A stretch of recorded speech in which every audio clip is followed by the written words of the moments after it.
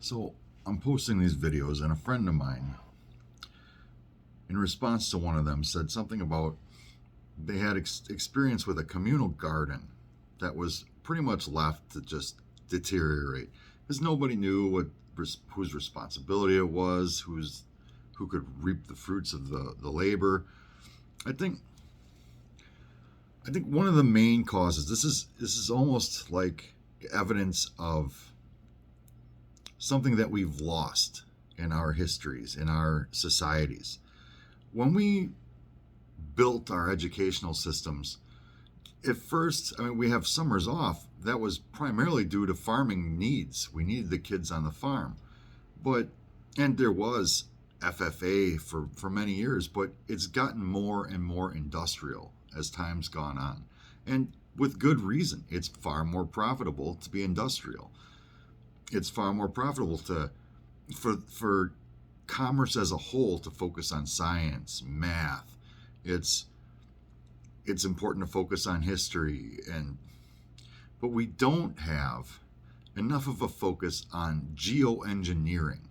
This can start at a young age. And I think that if we do change the curriculum, I have a lot of ways in which our curriculum could be changed. And Sir Ken Robinson has done some very good TED Talks on this subject. So I won't go off on that forever, but if we tried to bring some crucial subjects, we see memes all the time on Facebook that say, hey, these things should be taught in school, like how to handle money, balance a checkbook, change a tire. How about tend a garden? Develop a flair, or at least have some way to find the people that do have the flair for that, for geoengineering topics. It's it's a hands-on subject. Schools aren't built for this kind of thing anymore. I don't know of any schools in my area that have a hands-on area where people can actually work with geoengineering subjects like soil reclamation, how soil is rejuvenated, bonded. How one of the biggest problems we have on this planet is fresh water, because how we utilize fresh water is insane. We flush a lot of it. We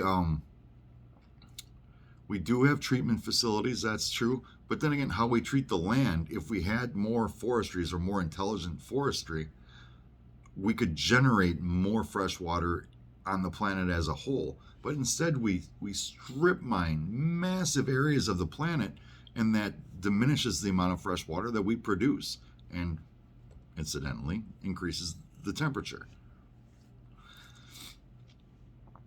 This is just a natural byproduct. It's something in our cultures that we are losing, and it is very noticeable now. Projects all around the world are trying to bring back these talents and skills with things like green roofs, communal gardens. Look at the amount of poverty and hunger there is in the world, and think, how about your grocery bill? How can these things all be affected? How about your health? How can these things all be affected? If we changed our curriculum from, you don't even have to change it from industrial, because farming, as we change it going forward with vertical farming and taking into account all the nutrients and how we rotate cattle, how we revitalize the land, all of that is it either will be big business one day on an industrial scale, which is kind of ugly and scary to talk about when you use that term industrial, or it won't be, and we will be losing out.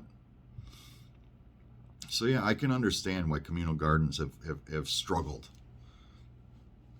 But I think it's not so much a problem of a bad idea. It's a problem of a lack of understanding, a lack of focus in education, a lack of opportunity in education. Why don't we build schools that have the facilities for this sort? The local high school that was just built a little over a decade ago in my town, there's a ton of land. They could easily have a Hogwarts-like greenhouse if they wanted to. It's funny how Hogwarts has more geoengineering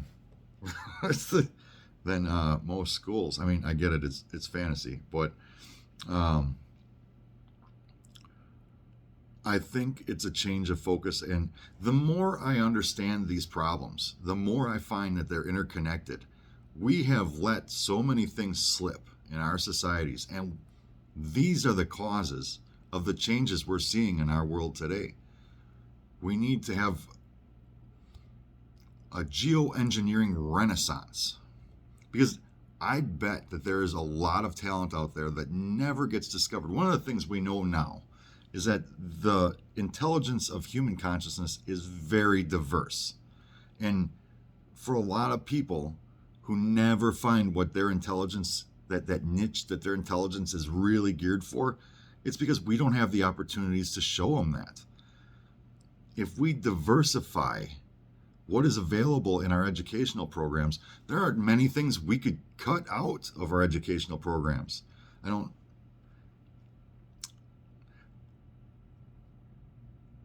As a for instance, the origin of our species has no place in our schools.